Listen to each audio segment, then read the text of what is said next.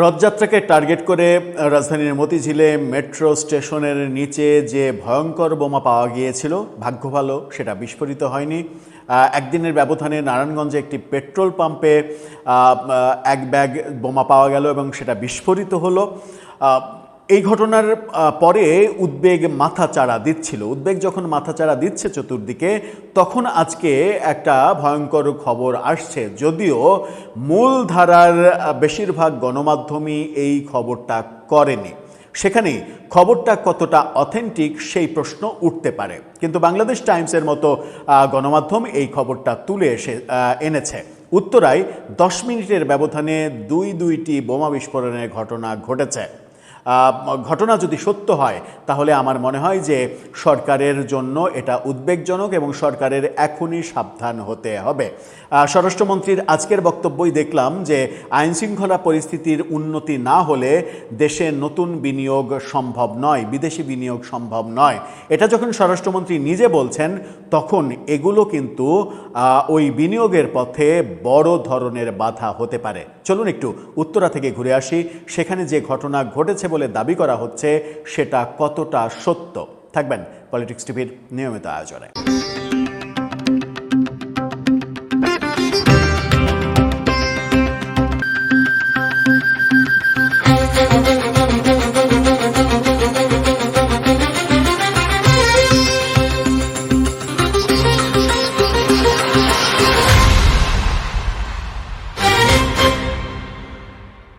দর্শক, বলছিলাম রাজধানীর উত্তরার কথা। উত্তরাতে 10 মিনিটের ব্যবধানে দুইটি শক্তিশালী বোমা বিস্ফোরণের ঘটনা ঘটেছে, এরকম দাবি করা হচ্ছে একাধিক অনলাইন প্ল্যাটফর্ম এবং গণমাধ্যমে। বাংলাদেশ টাইমস, বাংলাদেশের একটি গণমাধ্যম, তারা এই দাবিটা করছে। আরেকটা অনলাইন প্ল্যাটফর্মের ফটোকাটও দেখাবো, সেটা পরে আসছি। বাংলাদেশ টাইমসের শিরোনামটা দেখে নিন। তারা বলছে রাজধানীর উত্তরায় 10 মিনিটের ব্যবধানে 2টি বিস্ফোরণ। তারা দাবি করছে উত্তরায় একটি মদের বারের পেছনের সড়কে 10 মিনিটের ব্যবধানে 2টি বিস্ফোরণের ঘটনা ঘটেছে, তবে এতে কেউ হতাহত হয়নি বলে পুলিশ জানিয়েছে। গতকালকে এই ঘটনা ঘটেছে, গতকালকের খবর আজকে দেয়া হয়েছে এবং গতকালকে বললেও ভুল হবে, আজকেই মূলত রাত 12টার পরে এই ঘটনা ঘটেছে। গত রাতে রাত 12টার পরে উত্তরা জসিমউদ্দিন এলাকায় মার্গারিটা ও কিচেন হাউস নামের একটি বারের পেছনে 2 নম্বর সড়কে এই ঘটনা ঘটে। প্রত্যক্ষদর্শীদের ভাষ্য, একটি মোটরসাইকেলে থাকা 2 ব্যক্তি হেলমেট পরা অবস্থায় এসে 2টি বস্তু ফেলে দ্রুত চলে যান। এর কিছুক্ষণ পর সড়কে বিস্ফোরণের শব্দ শোনা যায়, তবে ঘটনাটি কারা ঘটিয়েছে তাৎক্ষণিকভাবে পুলিশ নিশ্চিত হতে পারেনি। ঘটনার পরপরই উত্তরা পশ্চিম থানা পুলিশ ঘটনাস্থলে গিয়ে আলামত সংগ্রহ করে। সেখানে উপস্থিত ছিলেন উত্তরা পশ্চিম থানার পরিদর্শক তদন্ত মনিরুজ্জামান এবং উত্তরা জোনের জ্যেষ্ঠ সহকারী police commissioner AC Ariful Islam.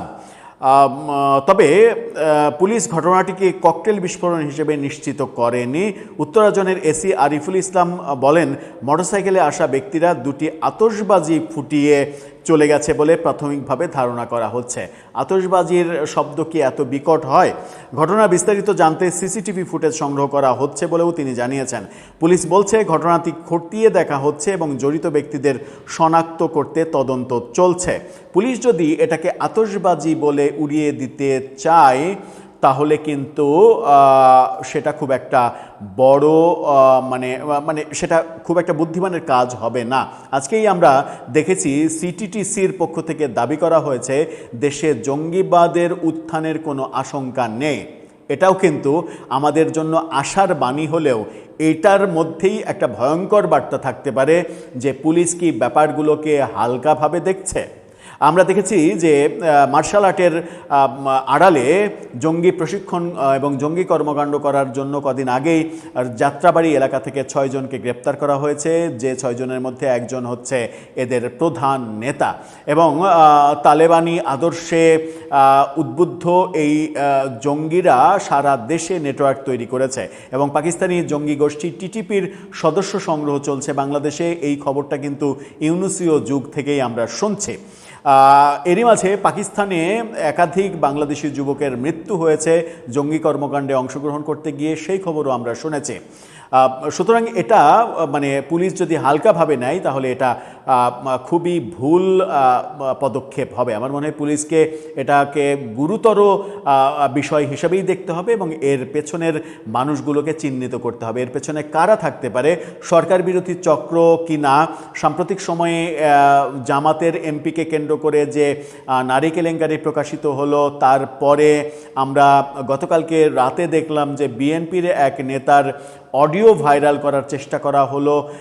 সেটা নিয়ে গণমাধ্যমে এখন পর্যন্ত কোনো খবর হয়নি। সেটা এআই দিয়ে তৈরি করা নাকি অরিজিনাল অডিও। একজন প্রবাসী নারীর সঙ্গে কথোপকথন করছেন এবং খুবই নোংরা কথোপকথন আমরা দেখছি। এই যে সত্য মিথ্যের মিশেল, এবং জামাতের ওই এমপির এই ঘটনা প্রকাশের পরে অনেকেই বলছিলেন যে এবার একে একে অনেকের বের হবে এবং এক দল আরেক দলকে দেখে নেওয়ার পদ্ধতি অবলম্বন করবে। সেই ক্ষেত্রে সরকারের সঙ্গে বিরোধী পক্ষের সম্পর্ক কিন্তু খুব একটা ভালো নয় এই মুহূর্তে।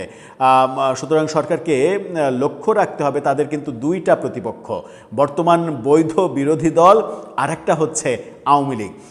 এই ব্যাপারগুলোতে তারা যদি সচেতন না থাকে তাহলে কিন্তু মুশকিল। আবার যে কথা বলছিলাম যে আরেকটা অনলাইন প্ল্যাটফর্ম এই খবরটা ছড়িয়ে দিয়েছে ফেসবুকে, কিন্তু তারা যে ছবি ব্যবহার করেছে সেই ছবিতে ব্যাপারটাতে আমার সন্দেহ তৈরি হয়েছে।